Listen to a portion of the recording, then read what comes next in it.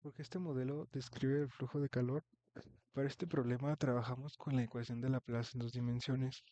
Físicamente esto modela la distribución de temperatura en estado estacionario en una placa semi-infinita. Todo el calor que entra por un lado sale por el otro. La temperatura se distribuye suavemente en la placa para satisfacer el equilibrio entre las fronteras. Es el modelo clásico para conducción de calor estable en dos dimensiones. Como vemos en el diagrama, nuestro dominio es una placa que es infinita en el eje X para toda X mayor a cero y finita en el eje Y para toda Y entre 0 y pi. Las condiciones que definen este equilibrio son: en la frontera izquierda, x igual a cero, tenemos que la temperatura es fija, que es A. En el borde inferior, y igual a cero, la derivada es cero. Físicamente esto representa una pared aislada o adiabática. El calor no puede cruzar esta frontera. En el borde superior, y igual a pi, existe un flujo de calor variable que disminuye exponencialmente. Para resolver esta ecuación diferencial en un dominio semi-infinito, aplicaremos una transformada de Fourier sobre la variable x. La pregunta es, ¿usamos transformada seno o coseno? La respuesta depende de nuestra condición en x igual a cero. Como conocemos el valor de la función y no su derivada, esto nos dice que debemos usar la transformada seno de Fourier. Procedemos a aplicar la transformada de Fourier seno con respecto a la variable x en nuestra ecuación diferencial parcial. Al transformar la segunda derivada espacial, utilizamos la propiedad operativa que introduce el término alfa multiplicado por el valor de la función en la frontera. Sustituimos aquí nuestra condición física conocida, donde la temperatura es constante e igual a A. Al reorganizar los términos, la ecuación parcial se reduce a una ecuación diferencial ordinaria no homogénea de segundo orden para la variable y, tal como vemos en la parte inferior. Para resolver esta ecuación diferencial, planteamos la solución como la suma de una parte complementaria y una particular. La complementaria está dada por una combinación lineal de seno y coseno hiperbólico.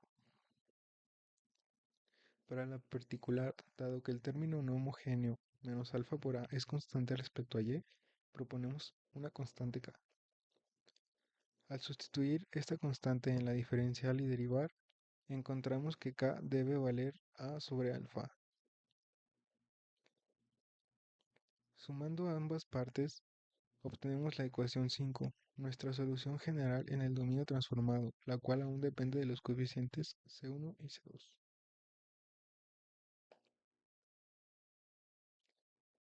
Para determinar esos coeficientes necesitamos las condiciones de frontera en Y traducidas al dominio transformado. Primero derivamos nuestra solución general, la ecuación 6. Luego transformamos las condiciones físicas. En Y igual a 0, la condición de aislamiento se transforma directamente a 0. En Y igual a pi, tenemos una función de flujo exponencial. Debemos calcular la transformada de Fourier seno de b por e a la menos x. Esto implica resolver la integral de 0 a infinito mostrada al final de la diapositiva. El resultado de dicha integral es la expresión algebraica b por alfa sobre 1 más alfa cuadrada. Ahora evaluamos nuestra derivada general. En y igual a 0, el término del seno hiperbólico se anula. Para que la derivada sea 0, el coeficiente del coseno hiperbólico C2 debe ser forzosamente 0.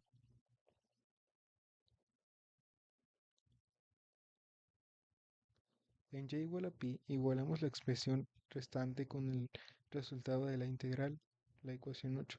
De esta igualdad despejamos algebraicamente el valor de C1, obteniendo la fracción que ven en pantalla.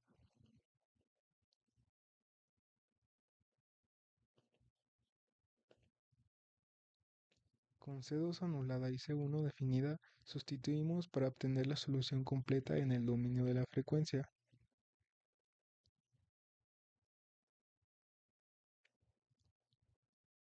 La expresión final 6 constan de dos términos, la parte que contiene las funciones hiperbólicas y el término constante a sobre alfa. Para recuperar la temperatura física U de x, y aplicamos la transformada inversa de Fourier seno. Aprovechando la linealidad, separamos la expresión en dos integrales independientes.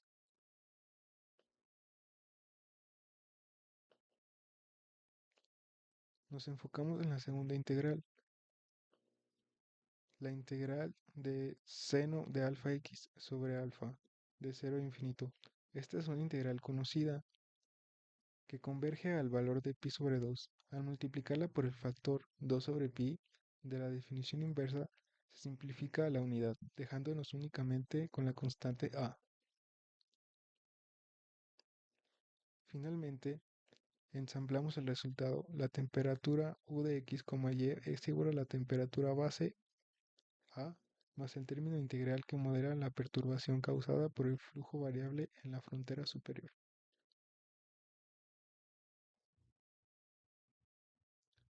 Para cerrar la resolución matemática, debemos asegurar que nuestra integral compleja tenga sentido físico. Realizamos el análisis dimensional del primer término de la solución. Primero identifiquemos las dimensiones de nuestros parámetros. La constante b proviene de la condición de frontera de flujo, definida como una derivada espacial de la temperatura. Por lo tanto, sus unidades son temperatura sobre longitud. La variable alfa y su diferencial provienen de la transformada de Fourier espacial. Al ser el inverso de una posición, sus unidades son 1 sobre longitud. Ahora observamos la estructura dentro de la integral. Las funciones trigonométricas y las funciones hiperbólicas como el seno y coseno hiperbólico son adimensionales, ya que operan sobre argumentos que cancelan sus unidades internas. Por lo tanto, dimensionalmente la integral se comporta esencialmente como el término b dividido por alfa al cuadrado, todo integrado respecto al diferencial de alfa. Noten que ignoramos el 1 en el denominador 1 más alfa cuadrada, porque dimensionalmente predomina el término alfa cuadrada. Al sustituir las unidades tenemos en el numerador temperatura sobre longitud y en el denominador 1 sobre longitud al cuadrado, multiplicado todo por el diferencial 1 sobre longitud. Al realizar el álgebra de los exponentes, la longitud al cuadrado del denominador sube al numerador.